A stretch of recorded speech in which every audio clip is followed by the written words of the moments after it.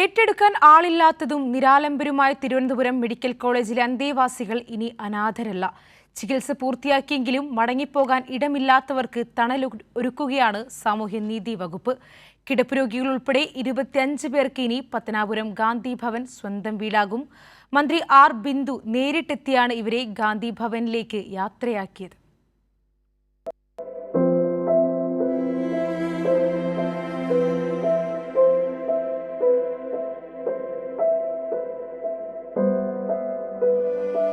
തനിച്ചല്ല നിങ്ങൾ, ഒപ്പമുണ്ട് ഞങ്ങൾ എന്നതാണ് സാമൂഹ്യനീതി വകുപ്പിന്റെ ആപ്തവാക്യം. മെഡിക്കൽ കോളേജ് ആശുപത്രിയിൽ ചികിത്സ പൂർത്തിയാക്കിയ നിരാലംബരായ രോഗികൾക്ക് പുനരധിവാസം ഒരുക്കുന്നതിലൂടെ ആ വാക്കുകൾ അന്വർത്ഥമാവുകയാണ്.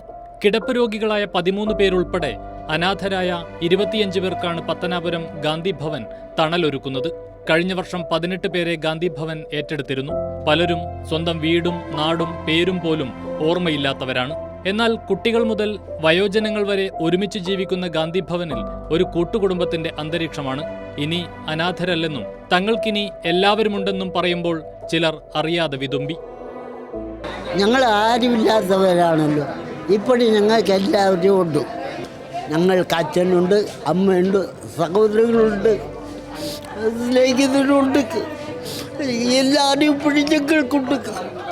ഞങ്ങൾ ഇപ്പോഴും ഏകതല്ല, ഞങ്ങൾക്ക് ഈ ലോകമുണ്ട്. സർക്കാർ കൂടെയുണ്ടെന്നും ഇനി ആരെയും ഭയക്കാതെ ജീവിക്കാമല്ലോ എന്നും പറഞ്ഞപ്പോൾ കണ്ണിൽ സന്തോഷം. വളരെയധികം സന്തോഷമാണ്. ഗവൺമെൻറ് ഞങ്ങളെ ഏറ്റെടുക്കുന്നല്ലോ.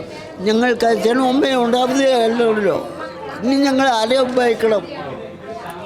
ഞങ്ങൾക്ക് അവർ നല്ലൊരു ജീവിതം തരികയാണ്. ഇനിയുള്ള കാലം അവിടെ ജീവിച്ച് തീർക്കുക, അവരോട് ചേർന്ന് നിൽക്കുക. സാമൂഹ്യനീതി വകുപ്പ് മന്ത്രി ആർ ബിന്ദു നേരിട്ടെത്തിയാണ് ഓരോരുത്തരെയും ആംബുലൻസിൽ യാത്രയാക്കിയത്. വയോസാന്ത്വനം പദ്ധതി പ്രകാരം കിടപ്പ് രോഗികളെ ശുശ്രൂഷിക്കുന്നതിന് ഗാന്ധി ഭവന് കൂടുതൽ ധനസഹായം നൽകുമെന്ന് മന്ത്രി പറഞ്ഞു.